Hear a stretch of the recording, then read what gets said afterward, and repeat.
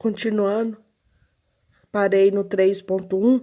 Quando há temor a Deus, há constante vigilância, perseverante oração e permanente interesse em viver de acordo com os princípios bíblicos. A Bíblia também relata as bênçãos que acompanham a mulher que teme a Deus. Provérbios 31, 10 ao 31. O 3.2. Família é um lugar onde há trabalho e contentamento. É muito importante que a família cristã procure cultivar tanto o trabalho como o contentamento. Ambos são importantes no ambiente familiar. Enquanto um dignifica a proporcionar os recursos para suprir as necessidades da família, contribuir com a igreja local e ajudar os mais necessitados, o outro é um antídoto contra a avareza, preocupação e ocupação excessiva com as finanças e os bens materiais. 3.3. Família, um lugar de adoração a Deus. A primeira ação de adoração registrada na Bíblia ocorreu no contexto de família. Salmista escreveu sobre a atitude de transmitir à geração futura os louvores do Senhor. É evidente que a adoração a Deus não se restringe aos cânticos, contudo, é fundamental quanto lá é um ambiente repleto de cântico de louvor a Deus, pois contribui na formação cristã dos filhos, para que os corações sejam abençoados com alegria e as mentes sejam ocupadas com o que edifica. Nesses tópicos, vou explicar assim, uma breve explicação do ponto 1 ao ponto 3. Desde o início, Deus tem falado que a família é uma bênção de Deus. Então, se a família, sempre da primeira lição que nós estamos estudando, família é uma bênção de Deus, a gente está nessa lição falando sobre as bênçãos de Deus para a família. Então, vamos continuar martelando, falando que a família é uma bênção de Deus, porque é Deus que é o nosso agente, E no ponto 3, que achei interessante, foi quando a história, conta que de Zacarias e Isabel, Lucas 1, 6, 8. Mesmo que Isabel não poderia, tinha dificuldades em lidar com a situação de não ter de ter filho, Isabel não deixou de fazer a sua vontade com Deus, Ela sempre estava fazendo a vontade de Deus. E quando ela concebeu e ela teve um filho, ela disse que o Senhor atentou e estava agindo em seu favor para destruir seu opróbrio entre os homens. O que isso significa? Isabel se sentia desprezada, humilhada por não ter filho, mas isso não deixava dela viver uma vida justa perante a Deus, andando sem repreensão todos os mandamentos e os preceitos do Senhor. As pessoas te julgam. É engraçado quando as pessoas te falam que você não pode, quando vai acontecer? Será que já aconteceu? Mas Deus sabe o que você está passando, Então, não colocar na cabeça, sobre isso, O ponto 2 vai falar sobre algumas bênçãos de Deus às famílias. Que algumas bênçãos são essas? É a sabedoria, inteligência e conhecimento, presença e participação de Deus, segurança da família. A gente pode colocar, a Bíblia vai falar sobre sentinelas, no tempo de Jerusalém. O que é sentinela que a gente sabe? Eram soldados ajudando, a preservar a segurança daquele povo. Então, independente de deixar polícias, guardas, para poder proteger a cidade, não adianta você colocar tudo isso, mas não tiver a presença de Deus, Você colocar Deus, essas coisas que a gente tá vendo para acontecendo, não quer dizer também que Deus nós estamos fazendo nossa parte. Aí as pessoas falam assim, mas eu estou indo na igreja, eu dou meu dízimo, eu faço minha parte, tento fazer, por mais que a gente tenha nossos erros. Mas tá acontecendo isso, essa pandemia, do coronavírus. Muitas pessoas inocentes estão morrendo. Mas não quer dizer que Deus não está no controle. Porque a hora que ele quiser parar, ele para. Então, não é o homem, Deus deu a inteligência. A gente está vendo a inteligência, mas sem a sabedoria, nada adianta, né? Salomão foi um, né, que pediu sabedoria. Ele poderia ter pedido qualquer outra coisa. Ele pediu sabedoria para Deus. Então, se se vier com uma cura, né, igual tá vindo para acontecer cura, uma vacina, isso não é o homem. As pessoas colocam muito o homem e esquece que é Deus. Hoje a gente não pode ficar abraçando, a gente não pode ficar pegando na mão, né? Mas depois disso tudo, né? Depois de vir, né?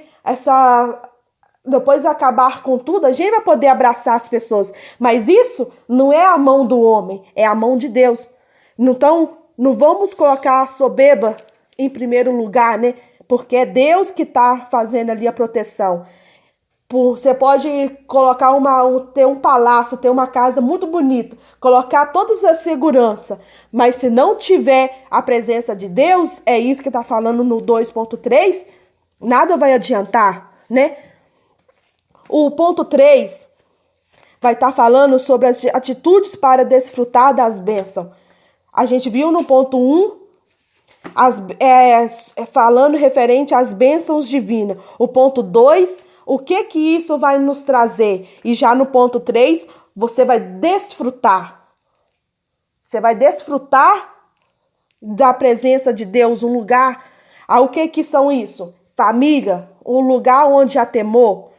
Se você teme aos seus pais, se os pais ensinaram a contar, tem a parte em que Israel juntava, foi quando Josué, antes dele mudar o seu nome, Josué, quando eles passaram pelo mar, lá na frente, né? Eles se juntaram, colocaram 12 pedras. Mas para que eles juntaram 12 pedras? A verdade é para que fizesse um memorial, né? E que as histórias se passassem de geração a geração. E nós? O que nós estamos contando para os nossos filhos em relação a Deus? De levar os filhos para a igreja? Hoje eu não vou na igreja porque eu assisti na televisão. É isso que está falando no 3.2. Eu não preciso ir na igreja, né? Eu não preciso porque eu tenho minha harpa no celular, eu tenho minha Bíblia no celular. Mas isso a gente não pode deixar de pegar a Bíblia na mão, né? De ir na escola dominical, de colocar os nossos filhos. Mesmo que você não venha contar as historinhas para o seu filho, vamos colocar, né? A parte aqui que está falando, né? De temor, de proporcionar um ambiente ali, de conversar com seus filhos, de se sentar à mesa, né? Como a gente está vendo desde a primeira lição. E sem o trabalho árduo, é bom trabalhar, mas não vamos colocar o trabalho em primeiro lugar. Tá falando que sem isso a gente não come, né? A gente não dá a nossa parte, devolver a parte para a igreja. Mas a Bíblia está nos ensinando, e a lição vem nos ensinar, que não colocar os bens materiais em primeiro lugar. Cuidado com a avareza. Tá aqui, ó, no 3.2 falando. Ajudar os mais necessitados, e outros é um antídoto contra a avareza, né? Juntar bens materiais, né? Pensar só em bens materiais. Família, um lugar de adoração a Deus. Então, vamos colocar os nossos filhos, né? Por mais que a gente coloque hino na nossa casa, o tempo que a gente puder, vamos tirar nossos filhos do desenho, né? Dali, de ficar andando na rua. Vamos colocar nossos filhos ali, ó, para ouvir um hino, contar uma historinha que aconteceu lá no Velho Testamento, que tem vários, né? Josué, Moisés, tem outra do Gênesis. Então tem tantas as coisas para a gente mostrar. Davi, tem para mostrar para os nossos filhos, né? Desobediência de Jonas. A desobediência de Jonas, que é muito bom falar sobre isso, né? Sem isso não dá. Pelo tempo que tá, vou falar sobre a conclusão. Que cada família cristã seja consciente do interesse e poder de Deus em abençoá-la, usá-la em seus planos para abençoar outra família e dar importância em cultivar atitudes que muitos contribuirão para desfrutar das variadas bênçãos de Deus, como indicador no Salmo 128. Então é isso que trouxe a lição, né? Para falar, né? Não é a mesma coisa, né? Porque é bom quando os irmãos ajudam a gente, né? E a gente explica mais, né? Direitinho. Mas é isso que Deus me colocou para poder falar. Que estamos aqui, eu e o Dinei, falando sobre a lição. E espero que tenha ajudado. Agradeço a oportunidade. Bom, irmãos, nós fizemos foi um pouco corrido a lição, porque o tempo para gravar o podcast é pequeno, então não dá para delongar mais, mas espero que tenham gostado da lição, que Deus abençoe a cada um. E se gostaram, eu vou postar isso no nosso grupo do WhatsApp da nossa igreja, e se gostarem, quem sabe no próximo domingo a gente faz ao vivo, porque tem como eu fazer ao vivo também. Eu passo o link, os irmãos entram e faz ao vivo. Então, se gostaram, se acharam que convenha fazer assim, vocês comentam lá e a gente conversa por lá. Fiquem com Deus.